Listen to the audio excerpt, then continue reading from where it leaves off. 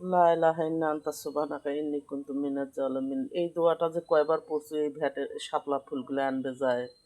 জীবনেও শাপলা ফুলের তরকারি খাওয়ানিতে নদীর গেছনুতে কচু মানে এই ফুল চারটে তুলে নাও। ফেসবুকে ঢুকলেই দেখা যায় সবাই শাপলা ফুলের তরকারি রান্না করে। তো মো ওই জন্য ভাবনু আজ তুলে নিই।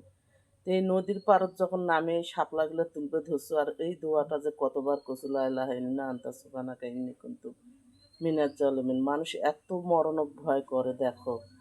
এই নদীর পাড়ত আনামিচ্ছানা নামতেও জিউটে যে কতবার দুরু দুরু করছে আল্লাহ ওই যে তিনটে মরা মইল ওর মতো যদি মোরগ ঠ্যাংগুলো কেউ টানি ধরে যায় যদি এই নদীর থেকে না আর উঠতে পারো এই ভয়টা বারবার মনের মধ্যে জাগছিল। আর এই দেখো টেনশনে একেবারে গা পুরোটাই তো ঘামে গেছি মুখ চোখ একেবারে সবগুলো। তো এত ভয়টা না লাগছে এই শাপলা ফুল কয়টা আনতে যায়। তো অল্প করে নিছো দুইটা মানুষ যেহেতু মানে এই তরকারিটা আন দিলেই ফাটাফাটি আমার সোলফুল কেউ নেয় বর্তমান তা যেন খুরসা মাছ আনবে কই মার এই খুরসা মাছ দিয়ে শাপলা ফুলটে ভাজা করে খান ক্যাঙ্কা না আগে জীবনেও খাওনি আজকেই জীবনে প্রথম তুলি আনবে গেছনু আর তুলিও আনছু।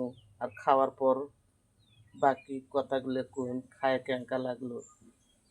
তো আজকের মতো ভিডিওটা এটাই শেষ করবে চাচ্ছ। আল্লাহ হাফেজ।